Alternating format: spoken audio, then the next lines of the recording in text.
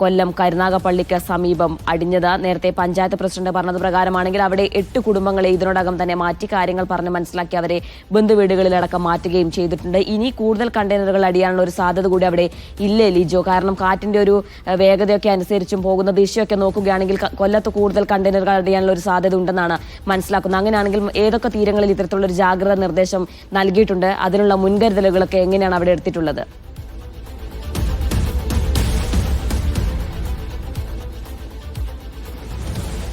ജിന, ഇത് സംബന്ധിച്ച് പോലീസ് ഉദ്യോഗസ്ഥരൊക്കെ നിരവധി പേർ കഴിഞ്ഞ ദിവസം മുതൽ തന്നെ ഉണ്ട്. സാർ, എങ്ങനെയാണ് ഇവിടെ ഒരു സുരക്ഷയൊക്കെ ഒരുക്കിയിരിക്കുന്നത് നിലവിൽ? ഇതിന് നിലവിലെ ഇവിടെ വേറെ എല്ലാം പോലീസ് ഇന്നലെ രാത്രി തന്നെ സുരക്ഷ ഫുള്ള് കവർ ചെയ്തിട്ടുണ്ട്. കളക്ടർ അദ്ദേഹവും ജില്ലാ പോലീസ് കമ്മീഷൻ, സിറ്റി പോലീസ് കമ്മീഷണറും ACP മാഡവും CI ബിജു സാറിന്റെ നേതൃത്വത്തിൽ ഇന്നലെ ഇവിടെ രാത്രി തന്നെ വിന്യസിച്ചിട്ടുണ്ട്. ആളുകൾക്കൊന്നും യാതൊരുവിധ കുഴപ്പങ്ങളും ഉണ്ടാകാതിരിക്കാൻ വേണ്ടി പൂർണ്ണമായും നല്ല സുരക്ഷ ഞങ്ങൾ വിന്യസിച്ച് കൊടുത്തിട്ടുണ്ട്. ജനങ്ങളെ ബുദ്ധിമുട്ടുണ്ടാകുന്ന തരത്തിൽ ഇല്ല, പാനിക്കാനൊന്നുമില്ല. അതിന്റെ പുറവെല്ലാം തുറന്നു കിടക്കുകയാണ്. ശൂന്യമായിട്ടുള്ള ഒരു കണ്ടെയ്നറാണ്. അതിനകത്ത് പേടിക്കാനൊന്നുമില്ല. ബാക്കിയെല്ലാം കടലിൽ തന്നെ പോയി കാണും. ഇതിപ്പോൾ ഇവിടെ വന്ന് പാറയുടെ മണ്ടയ്ക്ക് അടിച്ച് കിടക്കുകയാണ്. അതിനിയും ഈ തിരമാലയുടെ ഇതനുസരിച്ച് പൊങ്ങയും താഴെ വേലിയേറ്റം വലിയ ഇറക്കം വരുന്നതനുസരിച്ച് പൊങ്ങയും താഴെയും ചെയ്യുന്നുണ്ട്. അതിപ്പം ബന്ധപ്പെട്ടവർ വന്നിട്ട് ഇത് കരക്ക് ഉൾപ്പെടെ അവർ വരണം. അവർ വന്ന് ഇത് പരിശോധിച്ചിട്ട് അവരാണിത് നോക്കി കൈകാര്യം ചെയ്യേണ്ടത്. നമ്മുടെ ഭാഗത്തുനിന്ന്, പോലീസിന്റെ ഭാഗത്തുനിന്ന് അവർക്ക് സുരക്ഷ കൊടുക്കും. നല്ല ആളുകളെല്ലാം നല്ല സഹകരണമായിരുന്നു. ആളുകളെ ഈ പ്രദേശത്തുള്ള എല്ലാവരും പറഞ്ഞാൽ മനസ്സിലാക്കി അവരെല്ലാം ചെയ്തു തരുന്നുണ്ട്. ഞാൻ പോലീസിനോടൊപ്പം സഹകരിച്ച് പോലീസുകാരുമായിട്ട് നല്ല ഇതായിരുന്നു. പോലീസ് ഓഫീസർമാർ വന്ന കളക്ടറൊക്കെ ഒത്തിരി നേരം വെളുപ്പാങ്കാലം 3:30-4 മണിയായപ്പോഴാണ് അദ്ദേഹം പോയത്. എല്ലാവരും, കമ്മീഷണർ ഉണ്ടായിരുന്നു, കളക്ടർ ഉണ്ടായിരുന്നു, ACP മാഡം ഉണ്ടായിരുന്നു, CI ബിജു സാർ ഉണ്ടായിരുന്നു. സാറ് എല്ലായിടത്തും ഇവിടെ അതിശക്തമായ മഴയും കാറ്റുമായിരുന്നു ഈ സമയത്ത്. അന്നേരം മുട്ടും തുടങ്ങാൻ മഴ. ഇപ്പോഴാണ് മഴയില്ലാതായി ഇങ്ങനെ നിൽക്കുന്നത്. ജിന, പോലീസ് കഴിഞ്ഞ ദിവസം രാത്രിയൊക്കെ ഇവിടെ അവരൊരു പെട്രോളിംഗ് ഏർപ്പെടുത്തി. ഇവിടെ ഒരു പോലീസിന്റെ വലിയ രീതിയിലുള്ളൊരു വിന്യാസം ഉണ്ടായിരുന്നു. ഉദ്യോഗസ്ഥൻ അത് തന്നെയാണ് പറഞ്ഞത്. കാര്യം ഇത് ഒരു ഭാഗം തുറന്നിരിക്കുന്നത് കൊണ്ട് തന്നെയാണ് ഇവർക്കൊക്കെ ഒരു ആശ്വാസമുള്ളതൊന്നുമില്ല.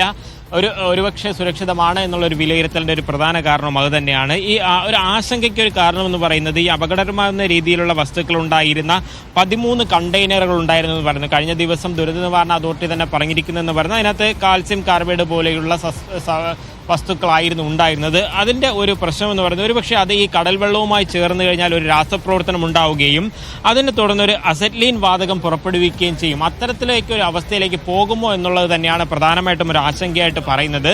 അങ്ങനെ ആകാതിരിക്കട്ടെ എന്ന് തന്നെ ഈ ഒരു കണ്ടെയ്നർ അതിന്റെ ആകാതിരിക്കട്ടെ എന്നുള്ള പ്രതീക്ഷയിൽ തന്നെയാണ്. കാര്യം അത് ഒരു മുൻവശം അതിന്റെ ഒരു വാതിൽ തുറന്നിരിക്കുന്നത് കൊണ്ട് തന്നെ ഒരുപക്ഷെ അതിന്റെ വസ്തുക്കളൊക്കെ പുറത്ത് പോയേക്കാമെന്നുള്ളത് തന്നെയാണ് ഒരു വിലയിരുത്തലായിട്ടുള്ളത്. ഒരു വശത്ത് അതിന്റെ ശീതീകരണ സംവിധാനങ്ങൾ ഉൾപ്പെടെയുള്ളതാണ് ആ മറുവശത്ത് നമുക്ക് കാണാനുമായിട്ട് കഴിയുന്നത്. അപ്പോൾ അത്തരത്തിൽ തന്നെ പോകുന്നുണ്ട്. ആളുകളെ കഴിഞ്ഞ ദിവസം തന്നെ സുരക്ഷിതമായിട്ട് ഇതിന് സമീപത്തായിട്ട്, അതായത് മീറ്ററുകൾ മാറി തന്നെ വീടുകൾ നിരവധിയായിട്ടുണ്ട്. അപ്പോൾ അവിടേക്ക് ഉണ്ടായിരുന്ന ആളുകളെല്ലാം തന്നെ സുരക്ഷിതമായിട്ടുള്ള വീടുകളിലേക്കൊക്കെ മാറ്റാനുള്ള ഒരു ക്രമീകരണവും കഴിഞ്ഞ ദിവസം തന്നെ ഒരുക്കിയിരുന്നു. ആളുകൾ അതിനോട് സഹകരിക്കുന്നു. ഇപ്പോൾ പോലീസിനും ഉദ്യോഗസ്ഥർക്കും ഒക്കെ രാവിലെ ആശ്വാസകരമായിരിക്കുന്ന കാര്യമെന്ന് പറയുന്നത് പുലർച്ചെ വരെ വലിയ രീതിയിലുള്ള മഴയും ശക്തമായ കാറ്റുമൊക്കെ ഉണ്ടായിട്ടുണ്ടായിരുന്നു. പക്ഷേ ഇപ്പോൾ അതിൽ നിന്നും ഒരു ശമനം ഉണ്ടായിട്ടുണ്ടെന്നുള്ളത് തന്നെയാണ് ഒരു പ്രധാനപ്പെട്ട ഒരു ആശ്വാസകരമായിട്ടുള്ള കാര്യം. മാത്രമല്ല വേലിയേറ്റവും വേലിയിറക്കം ഉണ്ടാകുന്നതിനനുസരിച്ച് വലിയ രീതിയിൽ ശക്തമായ തിരമാലകൾ അടിക്കുന്നു. അതിനൊപ്പം തന്നെ ഈ കണ്ടെയ്നർ ചെറിയ രീതിയിൽ അതിന്റെ ഒരു സ്ഥാനം മാറിക്കൊണ്ടിരിക്കുന്നു. കാര്യം ഇപ്പോൾ അത് പാറയിലേക്ക്, അതായത് ഈ കടൽ ഭിത്തിയിലേക്ക് ഇടിച്ച് കയറിയത് കൊണ്ട് അങ്ങനെ അതൊരു ലോക്കായി ഒരു പൊസിഷനിൽ നിൽക്കുന്നു എന്നുള്ളത് തന്നെയാണ് ഒരു പ്രധാന കാര്യം.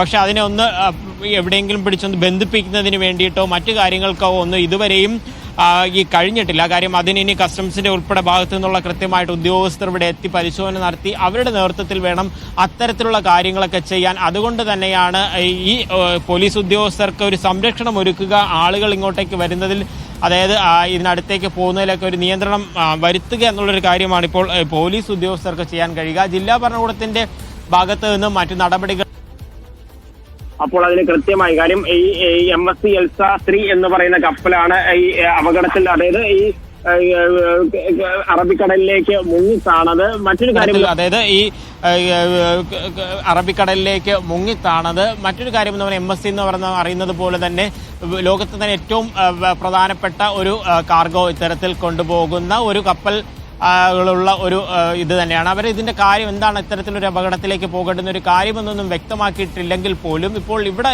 ഈ കാര്യങ്ങൾ നടക്കുമ്പോൾ അതിന് കൃത്യമായി അതിന്റെ ഒരു പാലിച്ചു പോകേണ്ടുന്ന കുറച്ച് കൃത്യമായ രേഖകളുണ്ട്, ഒരു പ്രോട്ടോകോൾ ഉണ്ട്. അത് പാലിച്ച് മാത്രമായിരിക്കും തുടർ നടപടികൾ പോകാൻ പറ്റിയ. മറ്റൊരു പ്രധാനപ്പെട്ട കാര്യം ഇപ്പോൾ മറ്റ് കളക്ടറോടൊക്കെ സംസാരിച്ചുകൊണ്ട് മനസ്സിലായ ഒരു കാര്യം എന്ന് പറയുന്നത്, കൊല്ലത്തിപ്പോൾ ഈ ചെറിയഴീക്കലിൽ ഒരു കണ്ടെയ്നർ, അതായത് ഒഴിഞ്ഞത് എന്ന് നമുക്ക് ഏകദേശം സ്ഥിരീകരിക്കാവുന്ന രീതിയിൽ ഒരു കണ്ടെയ്നർ കണ്ടിരിക്കുന്നു. പക്ഷേ ഇനി നീണ്ടകര പോലെയുള്ള മറ്റ് ഹാർബർ ഈ തുറമുഖങ്ങളിൽ അല്ലെങ്കിൽ ഏതെങ്കിലും കരകളിൽ എവിടെയെങ്കിലും, അല്ലെങ്കിൽ കൊല്ലം ബീച്ചിന് സമീപത്തോ അത് താന്നിയിലോ എവിടെയെങ്കിലുമൊക്കെ ഇത്തരത്തിൽ കണ്ടെയ്നറുകൾ എത്തുമോ എന്നുള്ള രീതിയിലുള്ള പരിശോധനകൾ. കാര്യം അവിടെയൊക്കെ ഉദ്യോഗസ്ഥരെയും നാട്ടുകാരെയും പിന്നെ മത്സ്യത്തൊഴിലാളികൾക്കും അത് സംബന്ധിച്ച് കൃത്യമായ നിർദ്ദേശം നൽകിയിട്ടുണ്ട്. സംശയാസ്പദമായ രീതിയിൽ എന്തെങ്കിലും കണ്ടു കഴിഞ്ഞാൽ കൃത്യമായിട്ട് അറിയിക്കുക എന്നുള്ളൊരു നിർദ്ദേശം നൽകുകയും ചെയ്തിട്ടുണ്ട്. മാത്രമല്ല ഈ കടലിൽ എണ്ണ കലർന്ന പോലെ, എണ്ണപ്പാട പോലെ എന്തെങ്കിലുമൊക്കെ കണ്ടു കഴിഞ്ഞാൽ ആ ഭാഗത്ത് അതിൽ തൊടാതിരിക്കാനുള്ള പ്രത്യേക ശ്രദ്ധ ഉണ്ടാകണമെന്ന് പറയുകയും ചെയ്തിട്ടുണ്ട്. കാരണം ഇത്തരത്തിലൊരു കെമിക്കൽ റിയാക്ഷൻ ഇതിലുണ്ടായിരുന്ന ഒരു രാസവസ്തുവിന്റെ ഭാഗമായിട്ടൊരു